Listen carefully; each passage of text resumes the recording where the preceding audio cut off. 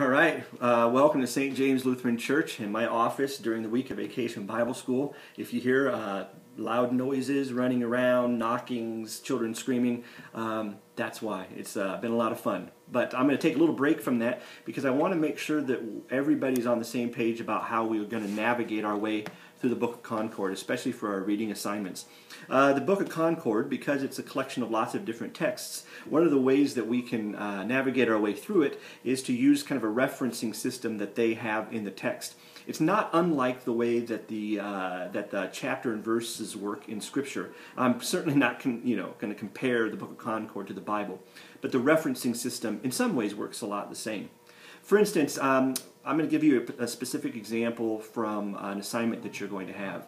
When we have, and I'm looking over here at the syllabus, we have our section on what do the confessions say about salvation.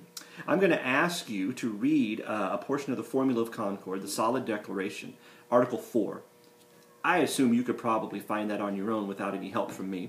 But I'm also going to give you a page number, and there will be a colon, and then what look like verse numbers. I'm just going to show you what that means and how you would find it. So if you have your Book of Concord, hopefully in front of you, let's look at this together. If not, pause this, go find your Book of Concord, and let's turn together to page 579. I'm going to give you a few seconds to do that. I'll do it myself.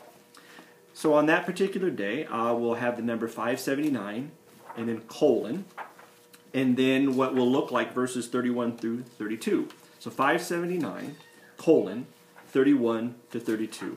Now once you get to page 579, this is going to make perfect sense, because what I'm asking you to do is not read the whole text or the whole page, but read 579, and it is paragraph number 31 and 32. So that's what I'm asking you to read in that particular text, because there's going to be a lot of little bits and pieces that I'm pulling out of a lot of texts. So that's the way that you find it. I have a feeling you would have figured that out on your own, but because we don't have any face-to-face contact, I figured this would help. Now that's going to work for the most part really easily throughout the entire Book of Concord. There are going to be two things that are somewhat interesting about the Augsburg Confession that you'll need to understand too as I give you the reading assignments. The Augsburg Confession, in this particular version of the Book of Concord, they give you both the German text and the Latin text, and you can see that in the headings at the top of the page. Here, I'll try and even show you. Right here, this is the Augsburg Confession German text, and on this side, it's the Augsburg Confession, the Latin text, which means that at the bottom of this page, you don't immediately go up to the top of this page. It's the next page over. That'll be easy to figure out, but I just wanted to make sure that you understood it was a reality.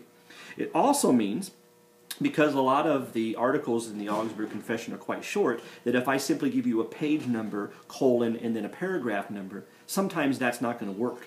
And here's why. So I'm on right now page 58. I'll give you a second to turn there, or just push pause and then start it again.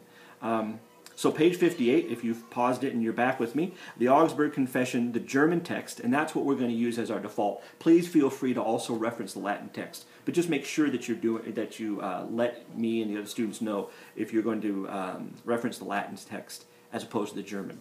All right, so we're going to use the German as our default, and if I were to ask you to go to page 58 and 58 colon 1, that's going to be somewhat confusing here, because on this page, you have 58.1 here, and then 58.1 there.